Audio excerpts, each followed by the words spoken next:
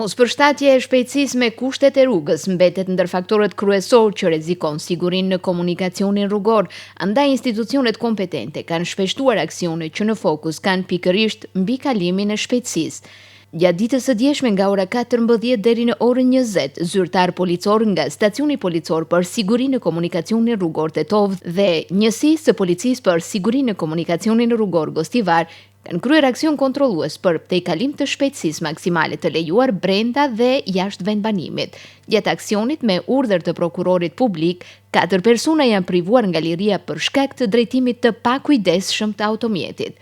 Në orën 15 në autostradën Tetov-Shkup, në afërsitë e stacionit të pagesës rrugore Zhelin, personi me inicialet FS, 29 vjeç nga Pallatica e Tetovës, ka qenë duke vozitur makinën Mercedes me targa kombëtare gjermane me shpejtësi 177 km/h në vend ku shpejtësia maksimale e lejuar është 100 km/h jashtë zonës së banuar. Ndërkaq në orën 15 në magjistralen Tetov-Gostivar, afër mbikalimit të Debreshit, personi me inicialet DA, 36 vjeç nga Shkupi, me veturën e tij Audi me targa të Shkupit, ka lëvizur me shpejtësi prej 156 km/h në vend ku shpejtësia maksimale e lejuar është vetëm 80 km/h jashtë zonës së banuar.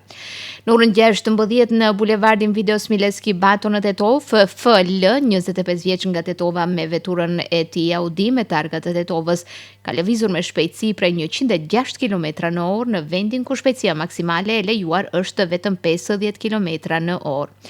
Në orën 16 në magjistralen Tetov-Gostivar, në afërsitë të mbikalimit të Debreshit, personi me inicialet SS, 45 vjeç nga Tetova, me veturën e tij Audi me shenja kombëtare shqiptare, ka lëvizur me shpejtësi prej 160 km/h në vendin ku shpejtësia maksimale e lejuar është 80 km/h jashtë zonës së banuar.